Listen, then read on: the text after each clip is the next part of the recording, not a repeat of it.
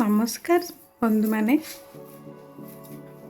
आज आम जो रेसिपीटी प्रस्तुत करने को जाऊे तार ना हो क्रीम चीज मशरूम डम्पलिंग बा क्रीम चीज मशरूम मोमो। यह प्रस्तुत करने मु डो प्रस्तुत प्रथमे करुच्ची। एथिपाई आमे सरुदानार सुजी व्यवहार करुचे। आपण माने मैदा मध्य व्यवहार करिपारिबे। अटारे मध्य यह होई परिबो, किंतु मु सुजी रे करूची काहे कि ना मोर यह पसंद। स्वास्थ्य दृष्टि मध्य सुजी किंबा अटा मोमो बहुत भलो होई थाए। यह को आमे अल्प टिके तेल, स्वाद अनुसार अल्प लूण, अल्प अल्प पानी दे गोटे डो प्रस्तुत करि नेबा।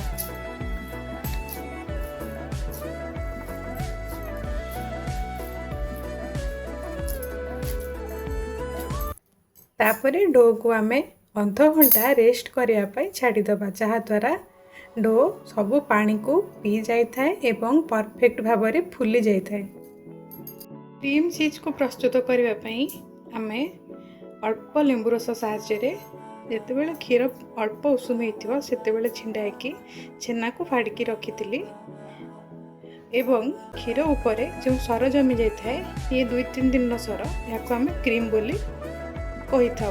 तेणु ए दुईटा को मिसेकी आमे क्रीम चीज बनइबा। यह को आमे फ्रिज रे स्टोर करके रखी थिलु। वर्तमान पई हम डम्पलिंग्स पई आमे क्रीम चीज को प्रस्तुत करि नबा। प्रथमे आमे दबा फाड़ी रखी थिबा छेना,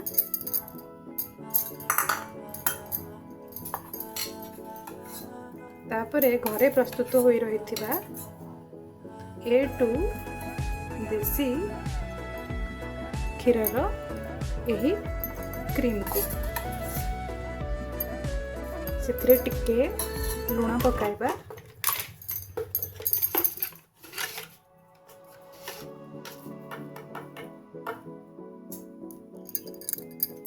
एठी हमें व्यवहार करछु हिमालयन पिंक सॉल्ट, जहाँकि स्वास्थ्य पे बहुत भलो होता है। एवं अल्प किछि पानी ग्राइंडिंग भल से करबा पई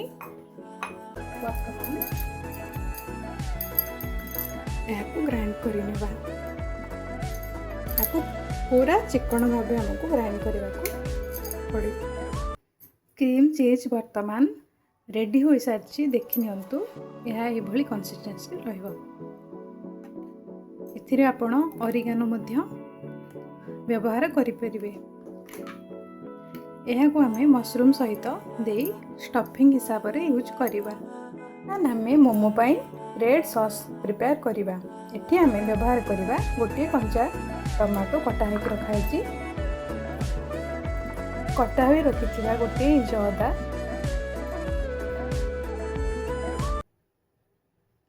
गोटे 5टी काजू, 6-7 पाखुड़ा रसुण खोला एवं गोटे कंचा लंका।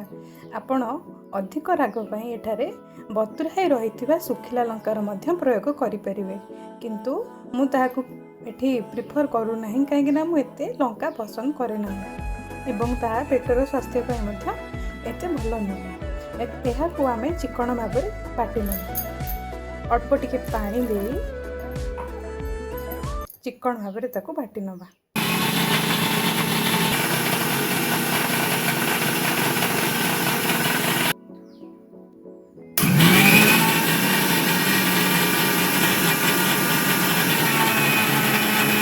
एबे आमे ग्रीन चटनी प्रस्तुत करिनबा। सेथिपई आमे धनिया पत्र को भल भाव में धोई रखिथिले ताहाकु फाइनली चॉप करिबा। छड़ा होई रखिथिबा किछि पाखुड़ा रसुण, 5-6टी काजू एवं गोटे कंचा लंका। एठारे आपण इंचे अल्प अदार मध्य प्रयोग करि परिबे एवं याको अल्प पानी देई आमे ग्राइंडर रे देई चिकन भाव में ग्राइंड करिनेबा।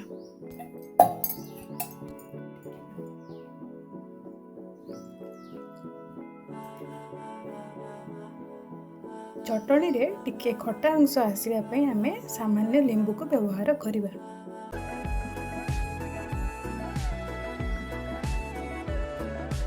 ଏଠାରେ ଆପଣ ଭିନେଗାରର ମଧ୍ୟ ପ୍ରୟୋଗ କରିପାରିବେ। ଅଳ୍ପ ମାତ୍ରାରେ ବ୍ୟବହାର କରିବା।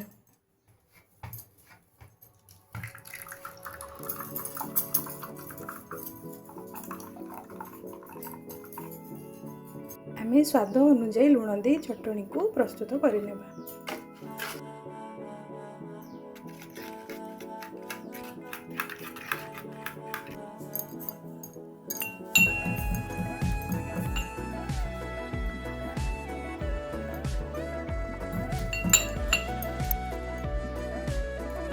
ରସୁଣକୁ ଆମେ ଫାଇନଲି ଚପ୍ କରିଦେବା ଏଇଭଳି ଭାବରେ।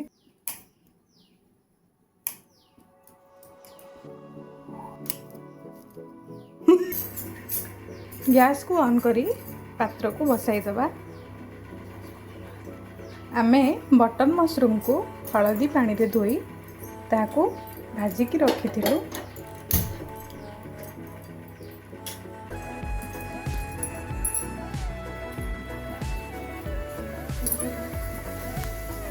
ବର୍ତ୍ତମାନ ଆମେ ଚପ୍ ହୋଇଥିବା ଅନିଅନ୍କୁ ପିଆଜକୁ ପକାଇବା। ପାତ୍ର ଗରମ ହୋଇସାରିଲା ପରେ ଅଳ୍ପ ତେଲ ପକାଇବା। ଏଠି ଆମେ କଞ୍ଚି ଘାନି ସୋରିଷ ତେଲ ବ୍ୟବହାର କରୁଛୁ, ଯାହାକି ହାର୍ଟ ପାଇଁ ସୁସ୍ଥ ଏବଂ ଶରୀର ପାଇଁ ବହୁତ ଭଲ ହୋଇଥାଏ। କଟା ହୋଇ ରଖିଥିବା ଲଙ୍କାକୁ ପ୍ରଥମେ ପକାଇବା। କଟା ହୋଇ ରଖିଥିବା ରସୁଣକୁ ପକାଇବା ଏବଂ କିଛି ସମୟ ତାକୁ ସଟେ କରିନେବା। ତାପରେ ଆମେ ଦେବା କଟା ହୋଇ ରଖିଥିବା ପିଆଜ।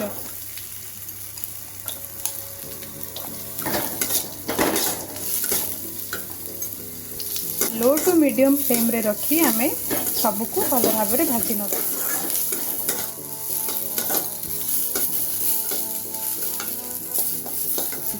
एठी आमे कटा हुई रखी कैप्सिकम को मध्य देदेबा एवं भल भाव में ताकू भाजी नवा। एठी आपण चाहिए अधिक तेलर मध्य प्रयोग करें, किंतु स्वास्थ्य को ध्यान में रखी मु एठारे प्रथम जी तेल व्यवहार करी ही भाजी दूसरे टिके लुण पकाई नवा। आम मसरूम रे आगुरी छतुरे लुण पकाई भाजी तो से अनुसार लुणी न हेबा भली आपण अल्प लुण व्यवहार करेंगे। देखंतु करिबा सबू भल भाव में भाजी हो गला। एथिरे आपण चाहिले स्प्रिंग अनियन को मध्य काटिकी व्यवहार करें। भल भाव में भाजी दिंतु।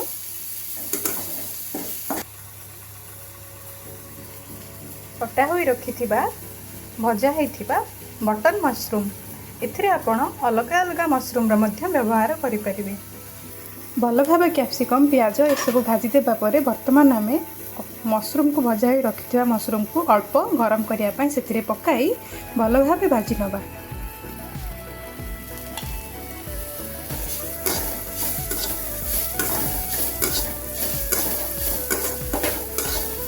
कटा हुई रखि धनिया पत्र को ऐड करिबा।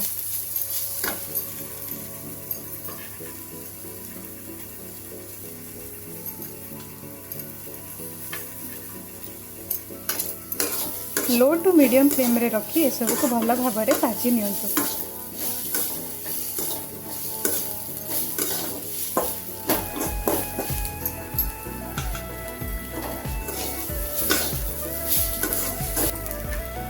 टिके खटा अंश स्टफिंग टाकू बहुत टेस्टी कराई थाए। आमे अल्प लेंबू रसर व्यवहार करिबा। मने रखिबे बेसी लेंबू रस पकाइबे नाही, नहले स्टफिंग खटा होई जिवो।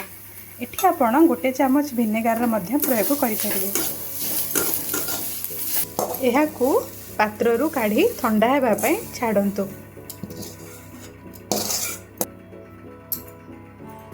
एभली भावे छोट छोट सुजीर गुड़ा प्रस्तुत करनेबा एवं अल्प अटार साहाय्य आम यहाँ एभली छोट छोट गोल गोल रुटी छोट छोट बेसी बड़ करेंगे ना, छोट छोट ये साइज बेली नेबे। मन रखिबा यहाँ बेसी पतला करबा नहीं। कि बेसी मोटा मध्य रखिबा नाही। हे गला एई भली एई साइज रो सबु रुटी छोट छोट सुजी रो बेली नेबे।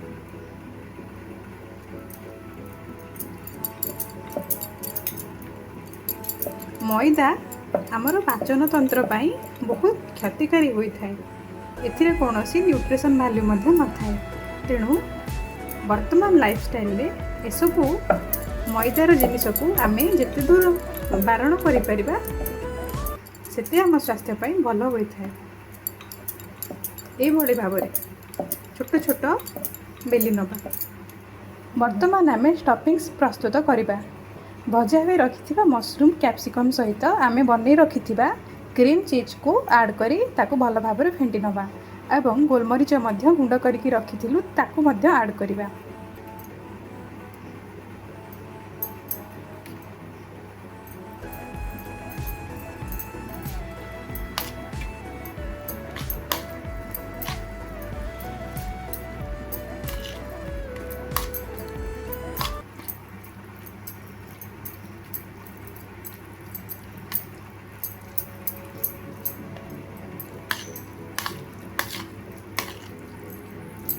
वर्तमान आमर स्टफिंग्स रेडी हो सारी।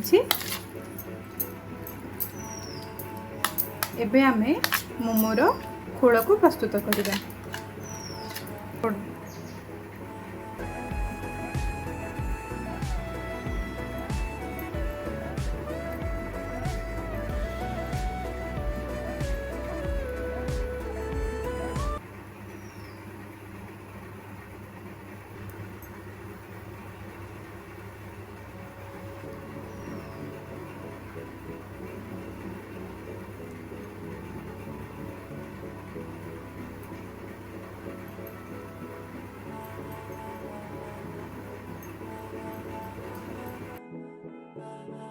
आम इटिल छांचरे प्रीहिट करने किसी मात्रा रे पानी देचे एवं जो छांचरे आम मोमो को रखिबा ताको आम अल्प मात्रा रे तेल दे ग्रीस करनवा।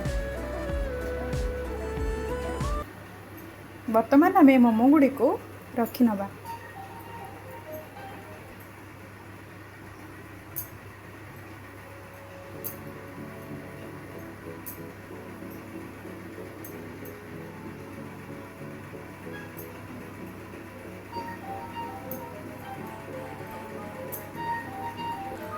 मोमो गुड़ी को ऊपर परस्पर लदिबा नहीं ताको छाड़ी छाड़ी रखिबा।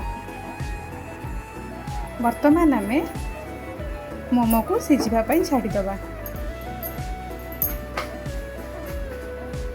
गैस रो फ्लेम मीडियम ही रखिबे। 10-15 मिनट पर आम ताको चेक करिबा। वर्तमान पई आम ताको सिझिबा पई छाड़ी दबा। वर्तमान मोमो हमर सिझिकी रेडी हो गलानी। एथरो बढ़िया बास्ना आसुची। वर्तमान आम चेक कर नबा परफेक्टली सिझिची कि नाही।